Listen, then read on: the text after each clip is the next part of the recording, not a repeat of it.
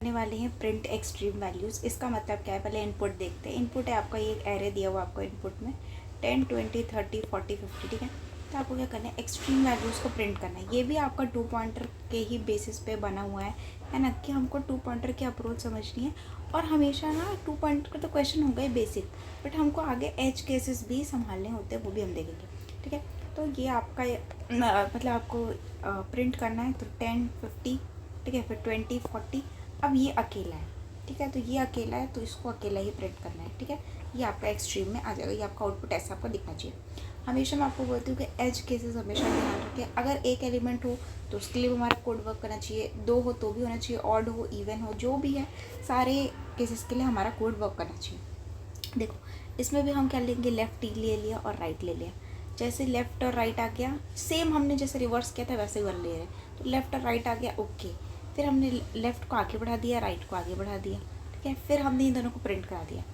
जब हमारा देखो, अगर लेफ़्ट और राइट है ना, जब लेफ़्ट और राइट हमारा अब एक ही में आ गया, तो ये हमको अलग से ये वाला एज केस हमको सोचना है कि लेफ़्ट और राइट दोनों एक दूसरे के ऊपर ही है। अगर हमने क्या किया, 2 बार प्रिंट कर दिया, मतलब लेफ़्ट को भी देखो, इस केस में क्या कर रहे थे, लेफ़्ट को प्रिंट कर रहे थे, राइट को प्रिंट कर रहे थे, फिर यहाँ लेफ़्ट को प्रिंट कर रहे थे, राइट को प्रिंट कर रहे थे। इस केस में अगर आप लेफ़्ट राइट प्रिंट कर दोगे तो 30, 30 आ जाएगा, बट हमको तो ये नहीं चाहिए, हमको सिर्फ एक ही बार चाहिए। तो एक बार चाहिए तो हमको ये वाला जो केस है इसको अलग से हैंडल करना पड़ेगा, ठीक है। क्यों? क्योंकि नहीं तो हमारा एज केस ये मतलब ये 2 बार आ जाएगा। तो इसलिए क्या करेंगे हम लोग, देखो ये तो हमको पता है 2 पॉइंटर से, जब हम लोग वो रिवर्स वाला भी कर रहे थे कि अगर राइट आगे चला गया लेफ़्ट से, सॉरी लेफ़्ट आगे चला गया राइट से, जैसे एक एलिमेंट है ये, हम यहीं पे खड़े हैं, यहीं पे आपका लेफ़्ट है, यहीं पे आपका राइट है, ठीक है। अगर 2 एलिमेंट है 1 और 2, ये आपका लेफ़्ट है, ये आपका राइट है, ठीक है। तो लेफ़्ट और राइट दोनों हम प्रिंट किए। अब लेफ़्ट आगे बढ़ गया, लेफ़्ट आ गया 1 पे और राइट आ गया 0 पे, तो हम इस पर रुक जाएंगे, ये वाला क्रॉस ही नहीं होगा। और अगर लेफ़्ट राइट दोनों एक ही पे है तो हम 2 बार इसको प्रिंट करने की जगह सिर्फ एक बार प्रिंट करेंगे। और इसमें सबसे इम्पॉर्टेंट है पॉइंटर को अपडेट करना। अगर आपने पॉइंटर जो भी क्या लेफ़्ट आप प्रिंट कर सकते हो या राइट आप प्रिंट कर सकते हो, आप जिसको भी पॉइंट करो उसके बाद पॉइंटर को अपडेट करना है, नहीं तो ये यहीं घूमता रहेगा।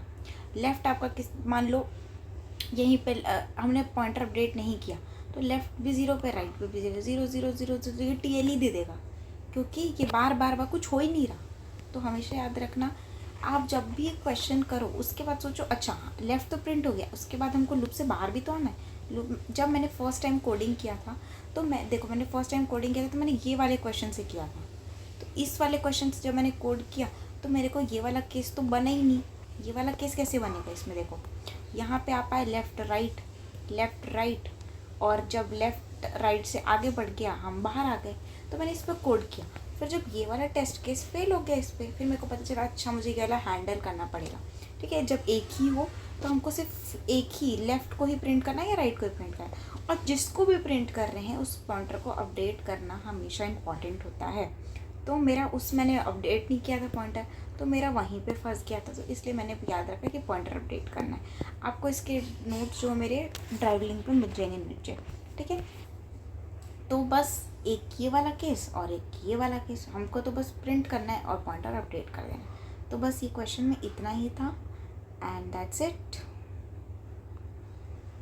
तो अगर जैसे इस वाले इनपुट के लिए कैसे आएगा, 10, 30 और 20 ऐसा प्रिंट दिखाएगा आपको।